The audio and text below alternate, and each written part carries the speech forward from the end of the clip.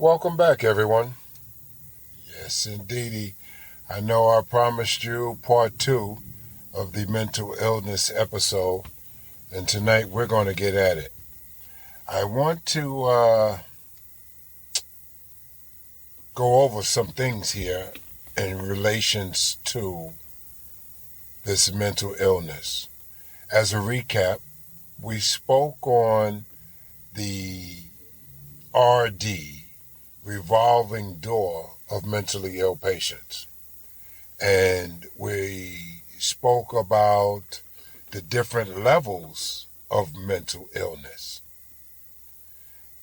I mentioned that I want to get down to the heart of things as to what's going on, because why would you take someone in to a mental institution that obviously has some form of mental illness which cannot be cured, and the length of stay in a mental institution is up to 60 days unless you get some form of a court order or something to extend the stay of this mentally ill patient. So where are you going with this? Who's benefiting? And is there another option? Okay, so let's jump right into it. And first of all, I did some research and I wanted to find out what is the top, let's say top 5 medications used in mental institutions. Okay, and this is what I've come up with. Antipsychotics, okay, antidepressants, mood stabilizers, anti-anxiety medications, and stimulants.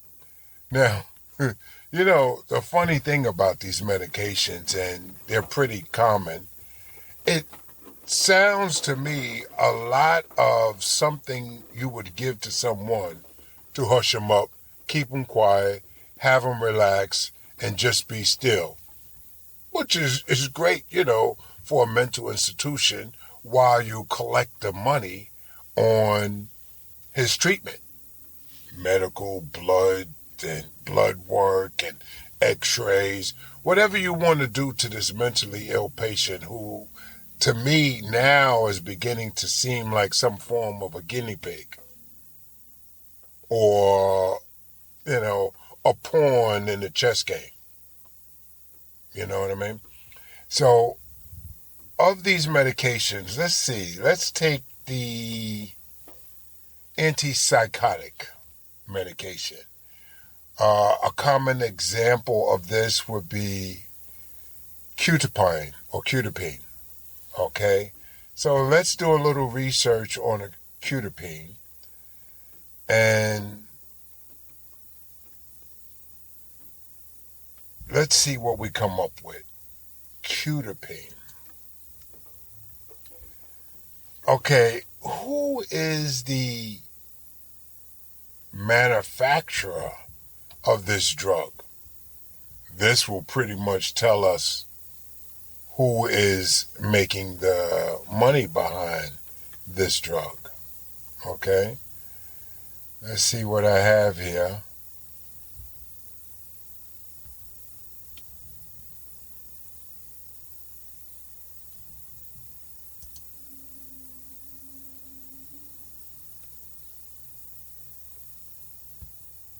And it seems as though, let me do one more search here. Give me a second, guys. Let me do one more search here and see if I have the right name, because I don't want to call somebody incorrectly. Let's see here, because we want the, as close as we can to the facts here.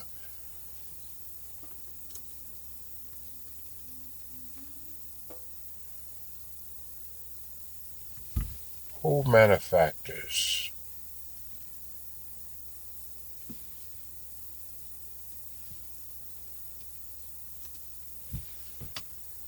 Okay.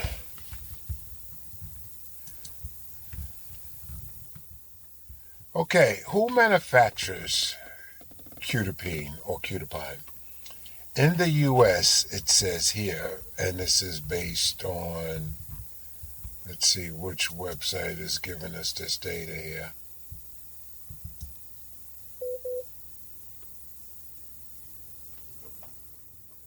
It's actually coming from the manufacturer themselves, which is AstraZeneca. So AstraZeneca in the U.S. is the company that manufactures this. There's also other companies throughout the world, Canada and a few other places, that also manufactures this Quetiapine. And AstraZeneca has the manufacturing and commercial rights for this medication, which is also called Seroquel. Okay? Seroquel XR. While AstraZeneca initially manufactured the drug, they sold the rights to a company called Capitalizations. Capitalizations is the current manufacturer of this drug, and that's in the United States. Okay, so let's just take a look here and see what is the net worth of a company like AstraZeneca or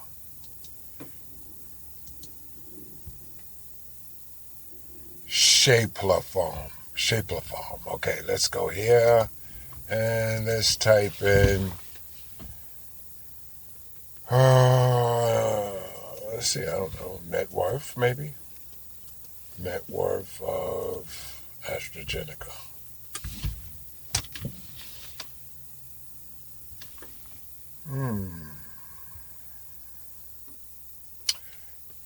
AstraZeneca net worth or market capitalization is approximately $207.11 billion US dollars as of May 2025. Wow. It is the second week of May. This is this is like current as current can be.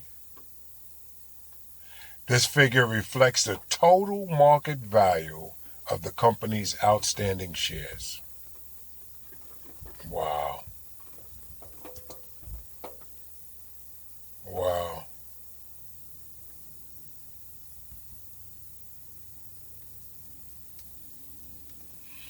I mean, you got to look into some of this, guys. The numbers, it has breakdowns for everything: enterprise value, total assets, key financial metrics, historical market cap, current market cap, market capitalization. Ay, ay, ay. And we're looking at the current market cap is 207.11 billion US dollars. This is a lot of money. Now, we're not saying that all of this comes from this single drug, but this is one of the companies that is capitalizing and making a lot of money off of doping up people who basically have no cure. So, okay, they'd say, a professor once told me, don't present a problem without presenting a solution. Okay, so what do I see as a solution to this issue? I don't know, but how about, I mean, this doesn't necessarily mean it's correct. I'm just throwing something out there, guys. How about we take a facility, a large community-based facility, let's say like, I don't know, we had Creedmoor, the formal grounds. I don't even know if Creedmoor is still in operation. But let's say a place like Creedmoor, right, which had a big, big property, had a lot of property. And we turned it into a community for mentally ill people. This community will consist of doctors, the patients, obviously. Maybe a way to these patients can go around and purchase certain items. If they need help, they could have some form of assistance, a chaperone or something to take them shopping, to get them things that they can use or need if they were unable to do it themselves. This facility would house people that were actually declared unfit to function in society. And this way they could live as close as possible to a normal life. As close as we can get them to a normal life. And have immediate assistance right there for them. We can have security. You can have, obviously there wouldn't be a jail unless one of them committed a crime while in the community that was so heinous that maybe you would have a tighter form of environment for them where they would not be able to commit a crime. So within the facility itself, it could have levels. So depending on how the person, progresses or digresses, if at all, will determine what level and what amount of freedom they can have. Rather than just taking these people who we know have a mental illness and pay no mind to the level or how the seriousness of their mental illness and just say, you know what, after 60 days we have to let them go and put them back on the street. And then you wonder why all of a sudden the newspapers and the news and the media is coming up with man rams car into 30 people.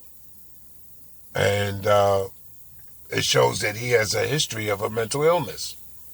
He shouldn't have never been back on the street. He needs supervision. It's not the fault of his own. Because he's mentally ill, it's not his fault. If we have medical professionals that have honestly, I use the word honestly, seriously, diagnosed this individual as really seriously having a mental illness, then he should not be on the street. And in this facility that I'm proposing, they could have visiting. His family could come visit him. There could be security there. There's so much more you can do with this, which is better than putting these guys on the street, guys or gals on the street, and allowing them to commit more crimes or pushing people in front of a train and taking other people's lives or whatever the case might be. This RD thing is just not getting it. And as much as they try to justify that it's working, it is not working. Especially when you do some research and you find out that the amount of people that are being diagnosed with some form of mental illness is growing and not decreasing. So once we've had this community in place, now our phase 2 would be is to find out why, how, and where this mental illness is coming from and see if there is a way to curb it before it takes into full effect. Some people might feel that you're born with it. Some people say that it's due to trauma. Some people might classify it as a mental illness that progresses over time.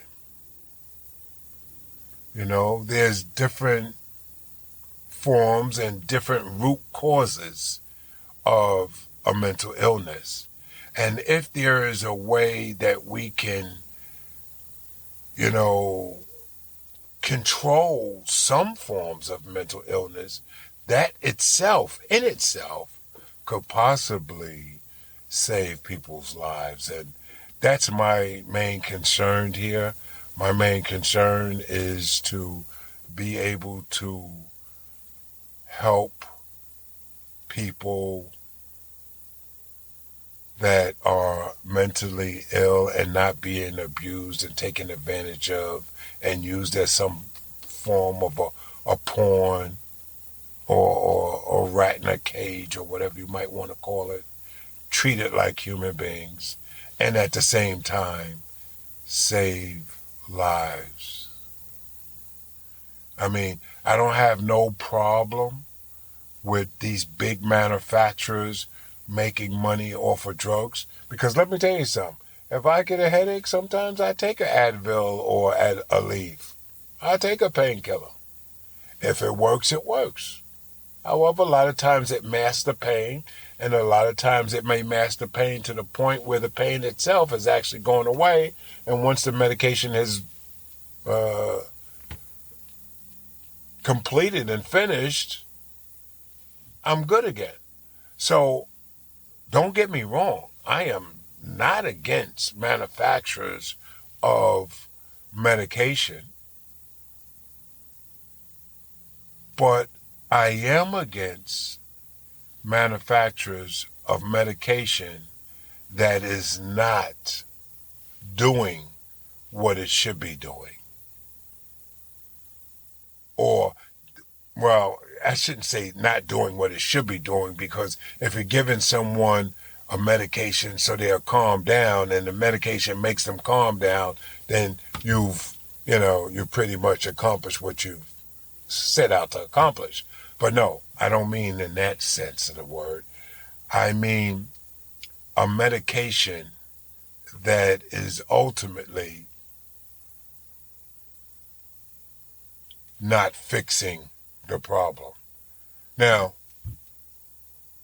when I take a painkiller, it might mask the problem, and it might mask it long enough until the problem has subsided and my headache is no longer there, which is great for me. There's medications that I get when I had a surgery and I didn't feel the pain. That medication worked.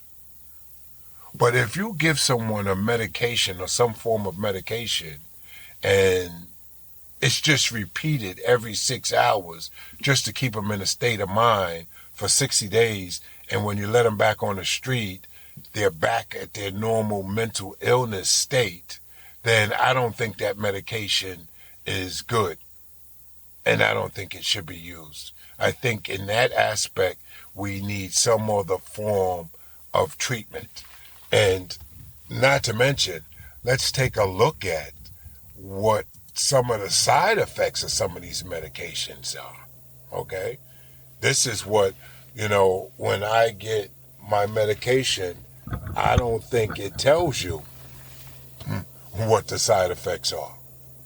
The doctor just says take 1 or 2 of these a day for 3 days or 5 days or a week or a month or whatever the case might be. But unless you take the time out to do some research and find out what the side effects are, some medications may not tell you, what the side effects are. Quetiapine, commonly known by the brand name Seroquel. I think I'm pronouncing that correctly. Seroquel. Seroquel or whatever. Is a typical antipsychotic medication used to treat various mental health conditions, including schizophrenia, bipolar disorder, and major depressive disorders. Like all medications, Quetiapine can cause side effects, some of which can be serious. Whoa. So let's bypass the common side effects, which I'm going to breeze through it right quick. Dizziness, lightheaded, Saliva reduces saliva production, dry mouth, yada, yada, yada. You may experience increased appetite. Okay, now let's get to the more serious side effects, which is what we're interested in here. Serious side effects: tardive, dyskinesia, better known as TD. This is a movement disorder characterized by involuntary movements, especially of the face, tongue, or jaw. I've seen people with something like that. Okay? TD can be irreversible in some cases. Not good. Not good. Neuroleptic malignant syndrome, also known as NMS. This is a rare but potentially fatal condition that can cause muscle stiffness, fever, sweating, and changes in mental status. Wow. Here's the next one. Increased risk of death in elderly patients with dementia-related psychosis. Quetiapine carries a box warning from the FDA about an increased risk of death in elderly individuals with dementia who take antipsychotic medications. Wait a minute now. Death. Did this thing just say death? And this is medication is used for depression, but also anxiety disorder. Wait a minute. So I'm going to use, oh wait, hold on. Let me get that right here.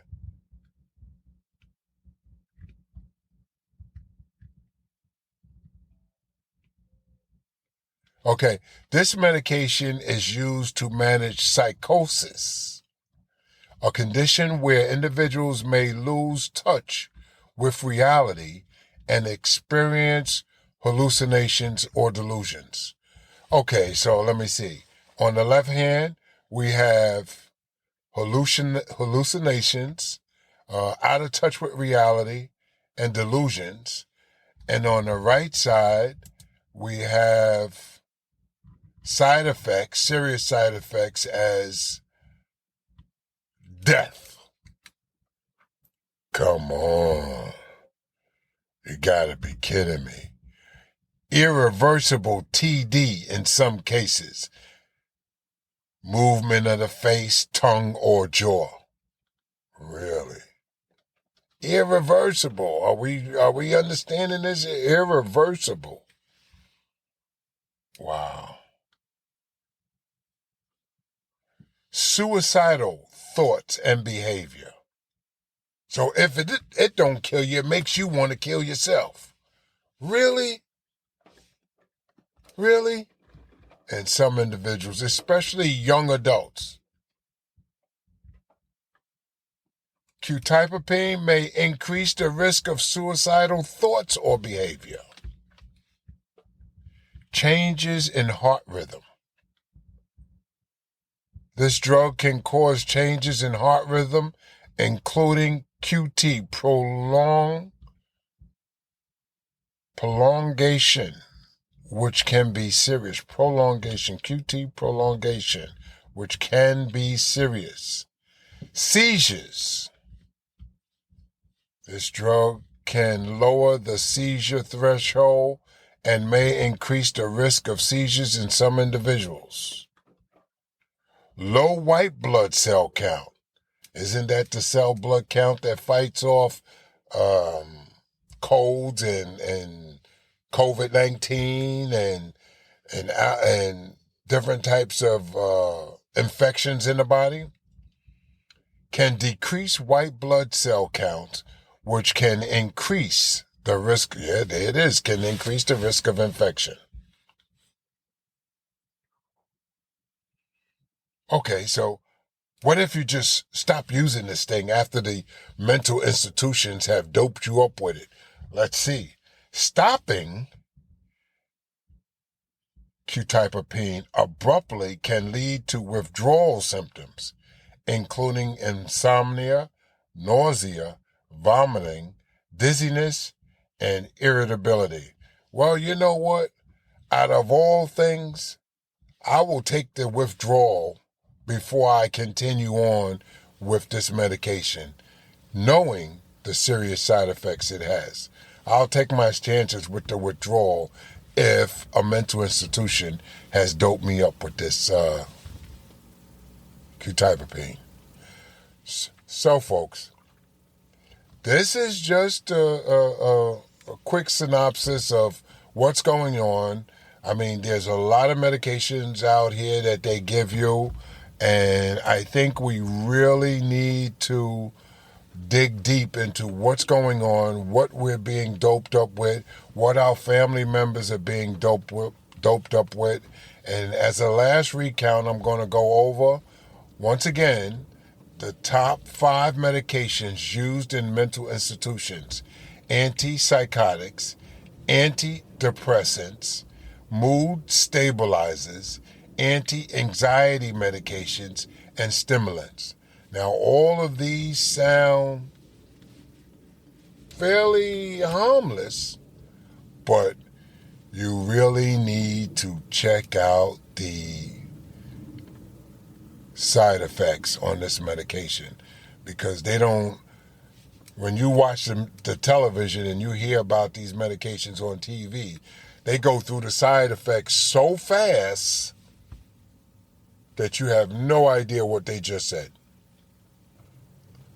Let's be alert. Stay on board. Thank you for tuning in.